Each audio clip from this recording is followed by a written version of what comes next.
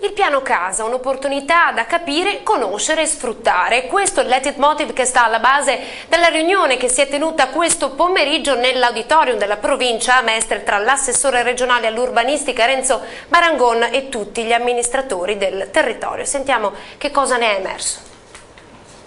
Se loro non approvano per tutto il territorio comunale il piano casa è monco perché è solo per la prima abitazione, quindi io invoco la necessità di una collaborazione istituzionale. 300 pagine sono effettivamente tante per le amministrazioni comunali del territorio, ma il piano casa approvato con una delibera regionale ancora a luglio dovrà essere operativo il prima possibile affinché sortisca gli effetti sperati e soprattutto dovrà essere recepito e approvato entro il 31 ottobre da tutti i sindaci senza alcuna distinzione. In questo momento su 581 comuni veneti sono meno di 100 quelli che hanno deliberato in materia.